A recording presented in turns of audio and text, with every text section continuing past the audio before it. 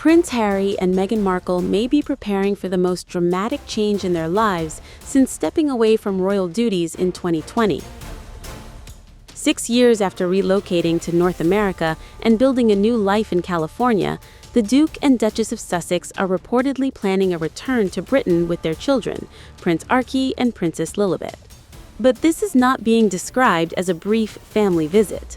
Reports suggest the Sussexes could spend an extended period in the United Kingdom, marking what could be their most significant reconnection with Britain since Megxit transformed the royal family.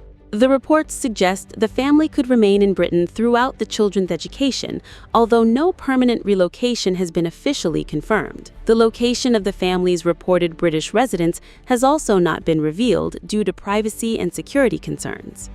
For now, the reports have sparked intense speculation over whether the Sussexes are simply expanding their family base or quietly reshaping their future relationship with Britain. But what began as a royal story quickly became a political one. Almost immediately after reports of the Sussexes' return emerged, several Donald Trump allies linked the move to the couple's well-documented disagreements with the U.S. president. Katie Miller, wife of White House Deputy Chief of Staff Stephen Miller, was among the most vocal critics. Posting on X, she claimed Harry and Meghan were returning to Britain because they did not like U.S. President Donald Trump.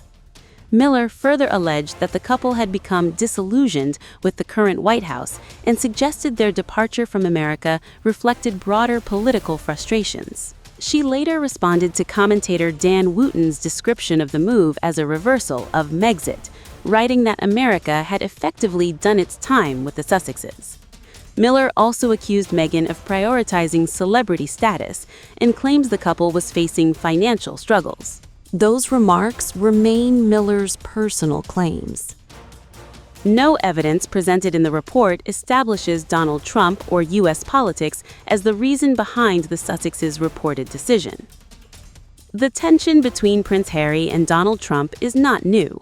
Harry previously criticized comments made by Trump regarding NATO allies and the war in Afghanistan. Having served 2 tours in Afghanistan himself, Harry defended the role played by allied nations and highlighted the sacrifices made by service members from across the NATO alliance. The Duke stressed that allies answered America's call following the September 11th attacks and stood together under NATO's collective defense commitments. Harry also reflected on the personal cost of the conflict, noting that he had formed lifelong friendships during his military service and lost fellow soldiers in the war. The disagreement became one of several moments that highlighted the sharp contrasts between Harry's public positions and those of Trump and his supporters. Yet politics may not be the driving force behind this reported move.